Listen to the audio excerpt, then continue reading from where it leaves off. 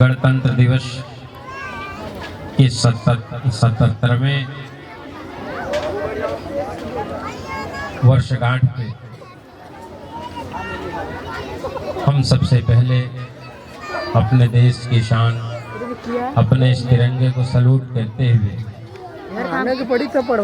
अपने देश के सभी अमर शहीदों और स्वतंत्रता सेनानियों के श्री चरणों में श्रद्धा सुमन समर्पित करते हैं।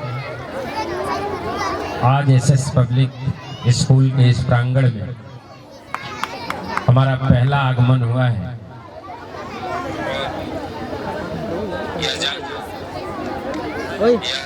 जान करके अच्छा लगा कि हमारे इस विद्यालय में लगभग 300 बच्चे और बच्चियां हमारी शिक्षा प्राप्त कर रही है। आप सभी लोगों से एक निवेदन मैं इस आशा के साथ करना चाहूँगा कि हमारे इस विद्यालय परिवार में जो हमारे अध्यापकगण हैं, जो हमारे टीचर्स हैं, प्रबंधकीय समिति के जो साथी हैं और जो हमारे सम्मुख बैठी हमारे सभी गार्जियंस हैं, आप सभी लोगों को भी गणतंत्र दिवस के अवसर पे अपने हृदय की गहराई से अभिवादन करते हैं। और इस कार्यक्रम में हमारे साथ यहाँ के आदरणीय पूर्व प्रधान जी भी शामिल हैं। उनके सहित उनके टीम के सभी साथियों को भी अपने हृदय की गहराई से अभिवादन करते हुए अपनी बात को मैं आगे ले जाना चाहूँगा।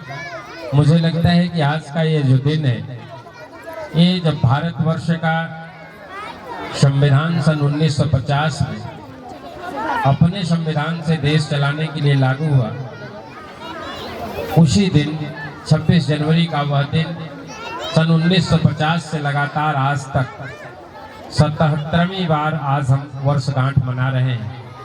और जिस संविधान को हम मान करके अपने देश में आगे बढ़ते हैं, हमारा देश जिस संविधान से चलता है, उस संविधान सभा में 300 लोगों की एक समिति थी। हमारे बच्चों के लिए जरूरी है, आप लोग इस पे को सुनेंगे। 300 लोगों की एक बड़ी समिति थी और जिसकी अगुवाई, जिसकी अध्यक्षता डॉक्टर भीमराव अंबेडकर साहब कर रहे थे। और उन सारे लोगों ने मिलकर के एक विश्व स्तर का संविधान हमें आपको दे करके इस दुनिया से जाने का काम उन लोगों ने किया है। और वह संविधान इतना सुंदर है कि पूरे दुनिया में सबसे अच्छा हमारा संविधान है। और हमें लगता है कि जब यहाँ आप लोग इस तिरंगे झंडे को फहराए होंगे तो एक गीत, यहाँ झंडा गीत जो होता है, हमारे इस स्कूल के बच्चे और बच्चियों के द्वारा प्रस्तुत किया गया होगा। वह गीत जो उसकी अंतिम लाइन है, अंतिम पंक्ति है, वह बताता है कि हम भारत के वासी अपने देश को दुनिया के सर्वोच्च स्थान पर लेके जाने की कामना करते हैं। और हम मानते हैं कि जब हम दुनिया के नंबर 1 के स्थान पर जाएंगे, विश्व विजेता कहलाएंगे, तब हमारा प्रण पूरा होगा।